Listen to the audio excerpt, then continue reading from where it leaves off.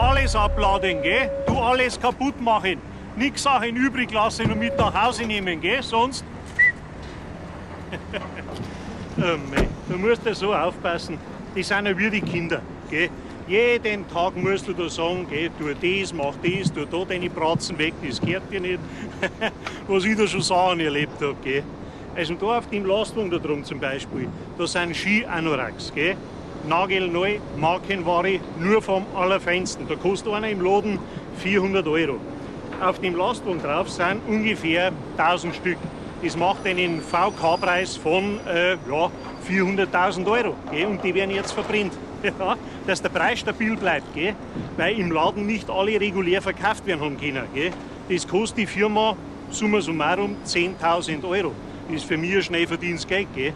Ja, wir vernichten ja alles. Gell? Kinderspielsachen, Klamotten, nicht? Teppiche, Bettwäsche, Vorhänge, absolut alles. Und man muss halt aufpassen, dass die Patschaken nichts krampfen. Gell? Haben wir alles schon gehabt. Nehmen sie all die Tüderl und verschachen. Gell? Ja, freilich. 50 € sind für so einen Haufen Geld. Gell, da muss ich ja bei mir eine ganze Woche arbeiten. Ja, ich habe vor allem Neger und Türken. Gell? Und ich muss sagen, ich bin sehr zufrieden.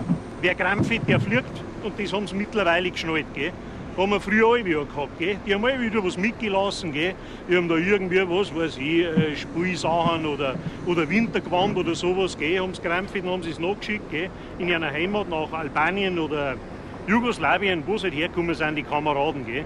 Ja, mei, die haben ja nichts da drunten, gell? Die haben ja nicht einmal was zum Fressen, gell? Geschweige denn einen Anorak. Aber mei, darum habe ich am liebsten den Neger. Der Neger krampft nichts, gell? Weil was soll ich einen Ski-Anorak in die Sahelzone heimschicken, gell? Kann ich ja gar nichts damit anfangen. Ein Sonnenschirm kann der brauchen, ein Sonnenschirm. Freilich, ein Sonnenschirm, aber der hält ja nicht im Sandhaufen drin, gell?